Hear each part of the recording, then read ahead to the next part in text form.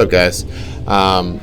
If you are watching this, it means either A, you're trying to get your first strict chin up ever, which is a reverse grip or a supinated grip pull up, okay? Starting from a dead hang to chin over the bar, or you're trying to work from giving your first one to being able to do 5 unbroken, okay? So going from developing the strength side of your chin-ups into getting to the point where you can start working on muscular endurance with your pull-ups, okay?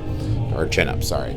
So this is our level 1 progression. With the cycle that we're running right now, we're going to be working on ring muscle ups. For those of you who have 5 or more chin-ups, are going to be working on ring muscle up drills. But if you don't have chin-ups yet, we want to take this time to work on getting your first one or accumulating 5, okay? So there are a lot of places that you, person who's watching this video, might be and might be best served at working at to actually move the needle towards that first rep or getting more reps. So the first 4 here, A through D, are geared towards moving you along the line of getting your first rep. So let's talk about those. First off is just a hang progression. Before we can start working on any of these other drills, we need to be able to hang off the bar with straight arms and our grip backwards. Now, you may not have hung before, so like you just may not have the grip strength and the or you may not have the range of motion to hang from the bar very well yet. So our progressions for that are going to be to put you in a place where you can stand and have your hands on the bar and gradually add more of your own body weight onto that hang position. So that's either going to give you a good stretch if you're missing the range of motion, or 2, it's going to help you build up some of that strength. And what you're going to do is you're going to challenge your ability to be on that bar for 30 seconds every round. Now, once you can hang, and you can hang for 15 to 30 seconds, now we can start to challenge the hang and have you hang and do scapular pull-ups.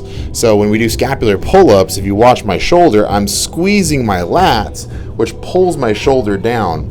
The lats are the first thing to start the pull when you're doing pull-ups. You don't start at your elbow, you start at your shoulder. So you're squeezing those lats back, then your arms follow through, okay? So if we hop up and hang and just work on scapular pull-ups, we're getting you stronger at using your lats to start your pull-up motion.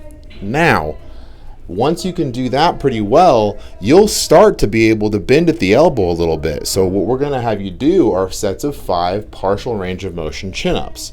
So what that's going to look like is you're going to pull as far up as you can, then come back down, pull up as far as you can, come back down, pull up as far as you can, come back down. And what you'll notice is if you're consistent with those, you'll start being able to go higher and higher and higher. Now, another approach is the chin-up negative. Once you can start doing partial range of motion chin-ups, you can probably start working on negative. So what a negative is you're going to go to the very top of the pull-up position, like standing on a box, step forward and lower yourself down from the top of that position to as low as you can possibly go. What that is called, the reason it's called a negative, is we're using what's called an eccentric contraction. So when we do a bicep curl, when we curl like this, that's a concentric contraction, and when we lower that back out and stretch the muscle out, it's an eccentric contraction. So the more you resist that eccentric contraction, the more stress we put on that muscle group, and stress on the muscle group is how we get the muscle group to get stronger. So you can actually get stronger at your ability to do this by doing this very slowly. Okay? Hopefully that makes sense. Sets of 3 to 5 as slow as possible are important. You'll know you shouldn't be doing more when you can't go down slow. And slow being, I almost just kind of drop from the top to the bottom. I'm no longer controlling myself. Now, once you can get your first chin up, now we want to take a period of time and just have you accumulate as many single chin-ups as you can possibly accumulate. So now we've got our first one from our negatives and our partial range of motion. Now what we need to do is, let's say we're going to have 12.5 minutes. Maybe every 2.5 minutes, I'm going to get 1 rep. And the next time I do this workout, every 2 minutes, I'm going to try to get 1 rep. And the next time I do it, I'm going to try to get a rep every minute and 30 seconds. Then I'm going to try to get a rep every minute. If you keep the same time domain, so if you keep a 12.5 minute window to do that in, every time you do that, inside of that 12 minutes, you'll get more reps every single workout. Then what you're going to notice when it gets down to the point where you can get one every minute or one every 30 seconds is you're going to start to be able to do sets of 2. And so you're going to just challenge yourself. How many times can I get sets of 2 in 2 minutes? How many times can I get sets of 2 in a minute and a half? How many times can I get sets of 2 in a minute? And that might some days be 2, 2, 1, 1, 1, 1, 1, and then maybe it's 2, 2, 2, 2, 1, 1, 1, 1, 1.